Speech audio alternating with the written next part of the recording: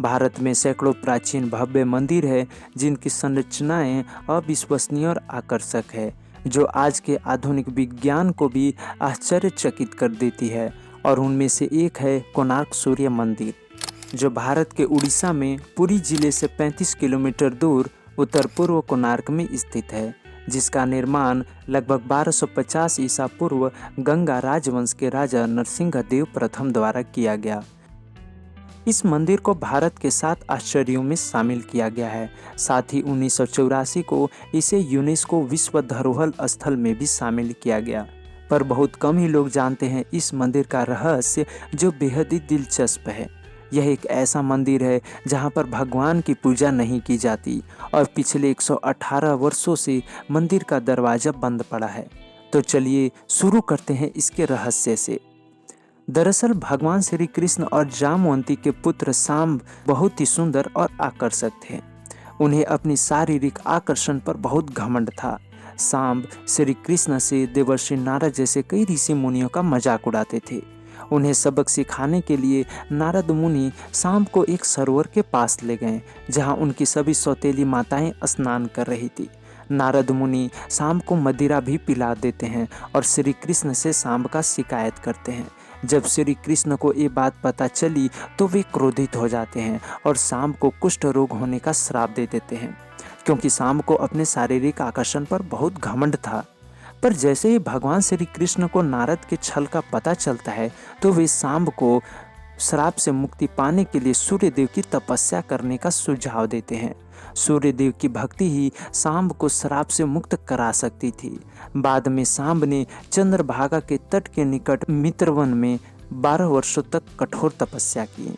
सांब ने सूर्य का गहन जप और ध्यान किए और सूर्यदेव प्रसन्न होकर सांब का कुष्ठ रोग खत्म कर देते हैं।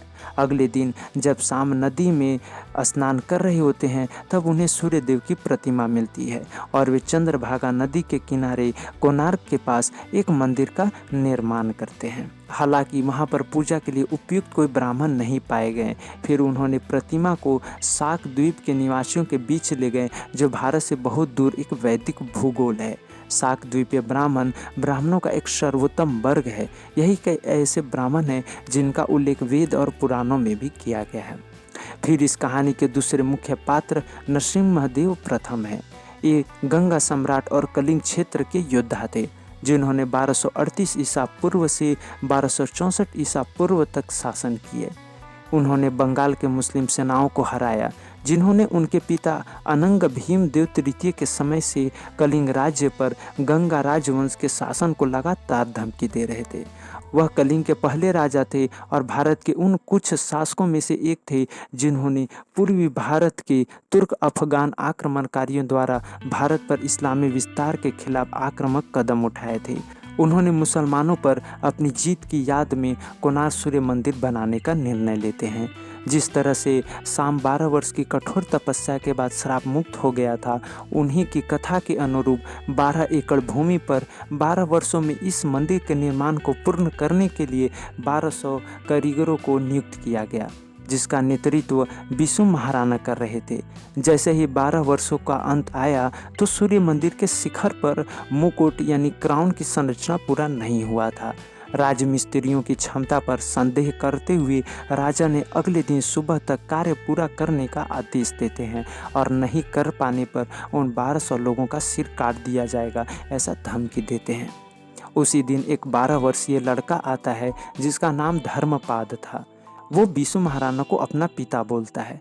बिशु महाराणा उसे पहली बार देख रहे होते हैं, क्योंकि बिशु को जब इस परियोजना के लिए नियुक्त किया गया था तब धर्मपाद अपनी माँ के पेट में था और वो कभी भी अपने परिवार से मिलने नहीं गया था। बिशु महाराणा बहुत चिंतित थे। वे अपने चिंता का विषय धर्मपाद को बताते हैं। ज़्यादा वजन होने के कारण कलश मुकुट को मंदिर के शिखर पर रखने में राजमिस्त्री असमर्थ थे। धर्मपाद ने किसी तरह इस कार्य को कर दिया और कलश को मंदिर के शिखर पर रखने में सफल हो गया। इस तरह असंभव कार्य को धर्मपाद ने अकेले ही पूर्ण कर दिया। फिर कारीगरों में बहस होने लगी कि अगर नरसिंह देव को यह पता चल जाए कि उनकी जगह किसी बच्चे ने काम पूरा किया है तो उन्हें अपनी जान से हाथ धोना पड़ेगा। इसलिए उन सभी ने मांग की कि धर्मपाद को मार दिया जाए। इस सुझाव का उनके पिता ने कड़ा विरोध किया। अंत में इस बहस को खत्म करने के लिए धर्मपाद ने अपने द्वारा तैयार किए गए मुकुट से छलांग लगा दी और खुद को मार डाला। इस बलिदान ने उसके पिता और अन्य सभी राजमिस्त्रियों को बचा लिया और इस साहस ने राजा का ईगो भी खत्म कर दिया। लोगों का ऐसा मानना है कि वह बालक स्वयं सूर्य देव थे और तब से कोणार्क सूर्य मंदिर में पूजा अनुष्ठान नहीं किए गए हैं। कोणार्क में बने सूर्य देव के इस भव्य और विशाल मंदिर को उनके रथ की तरह बनाया गया है। यह मंदिर प्राचीन भारतीय वास्तुकला का बेहतरीन नमूना है। इस मंदिर के बारे में नोबेल पुरस्कार विजेता रविंद्रनाथ टैगोर ने कहा था कि यह एक ऐसी जगह है जहां पत्थर की भाषा के सामने इंसान की भाषा बहुत छोटी लगने लगती है। यह मंदिर कलिंग वास्तुकला के बेहतरीन नमूनों में से एक है।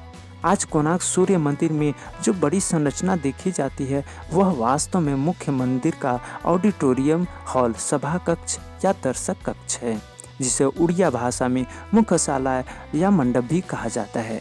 इस मंदिर का मुख्य टावर, जिसे सूर्य देवला के नाम से जाना जाता था, जिसमें सूर्य देव की प्रतिमा थी, वो पूरी तरह से गिर गया है।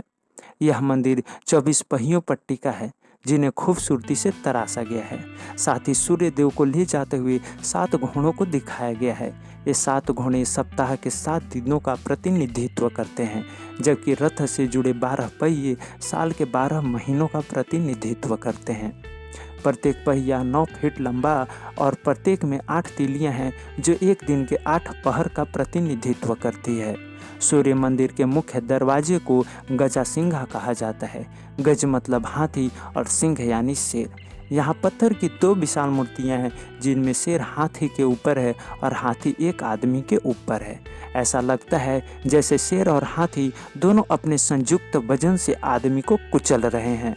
भारतीय संस्कृति में हाथी धन या समृद्धि का प्रतीक है, इसलिए इसे देवी लक्ष्मी से जोड़ा जाता है और शेर भक्ति या गौरव का प्रतीक है, इसलिए इसे हमेशा देवी दुर्गा, शक्ति की देवी से जोड़ा जाता है। गजसिंहा की मूर्ति आगंतुकों के लिए एक संकेत है कि मन में धन और शक्ति की इच्छा रखने वाला व्यक्ति भगवान की ओर नहीं चल सकता है। यह हमें याद दिलाती है कि सत्ता और धन की चाहत इंसान के साथ क्या कर सकती है। कोणार्क मंदिर के दक्षिणी हिस्से के सामने 2 भव्य युद्ध घोड़े हैं। दोनों 10 फीट लंबे और 7 फीट ऊंचे हैं। मूर्ति कला में प्रत्येक को अपनी विशाल शक्ति और ऊर्जा के साथ योद्धा के कुचलते हुए दर्शाया गया है। कोणार्क के युद्ध घोड़े की इस आकृति को उड़ीसा राज्य सरकार के प्रतीक के रूप में स्वीकार किया गया है।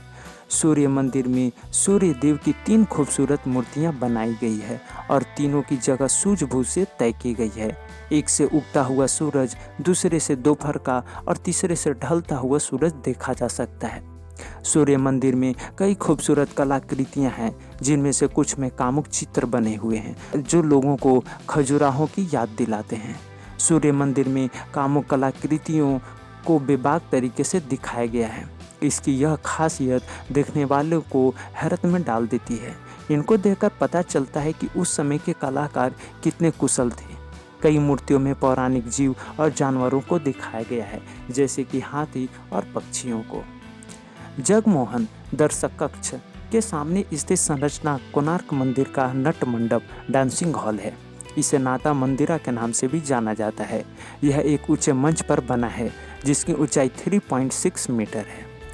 इस भव्य सूर्य मंदिर को 1676 की शुरुआत में यूरोपीय नाविकों द्वारा ब्लैक पैगोडा कहा जाता था, क्योंकि यह विशाल टावर जैसा दिखता था जो काला दिखाई देता था। इस भव्य मंदिर के पतन का रहस्य। इस मंदिर का सबसे लोकप्रिय और आकर्षक पहलू ये था कि इसके निर्माण में चुंबकों के उपयोग के कारण सूर्य की मंदिर हवा में लटकी हुई थी। जैसे ही आप मुख्य मंदिर में प्रवेश करते तो आपको हवा में लटकी हुई एक ऊंची मूर्ति दिखाई देती। यह वर्षों तक रहस्य बना रहा कि ऐसा कैसे हुआ। लोग इस बात से अनभिज्ञ थे कि यह चारों तरफ से चुंबकीय क्षेत्र था जिसके कारण ऐसा हुआ। हालांकि यह ऐतिहासिक रूप से सिद्ध नहीं हुआ है।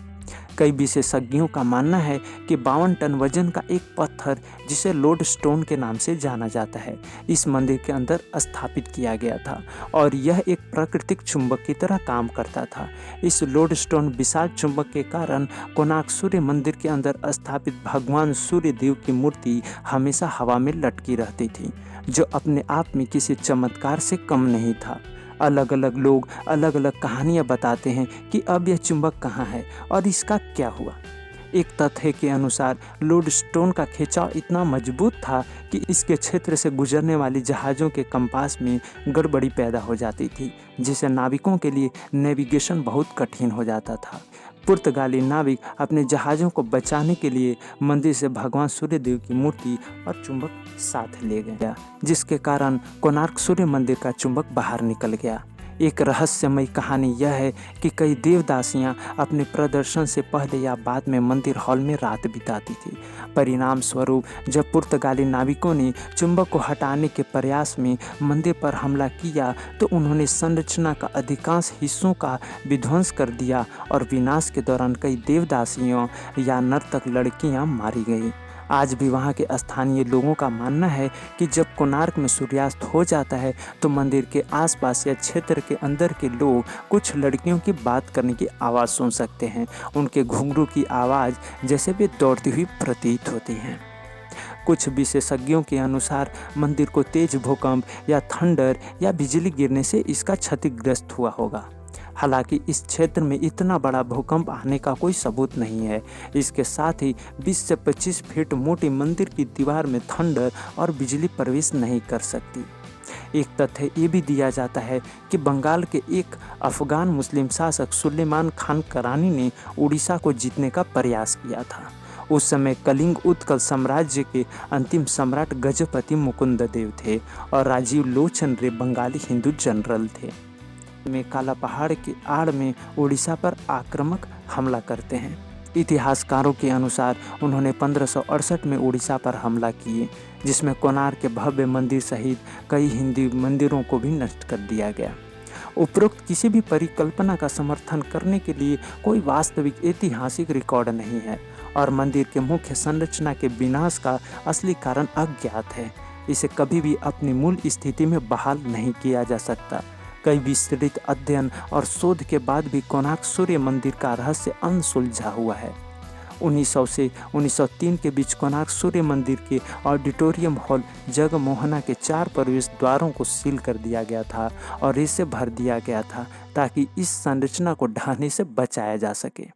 उस समय ब्रिटिशों ने इसके संरक्षण का काम किया था। तब से आज 118 साल से अधिक समय से यह बंद पड़ा है।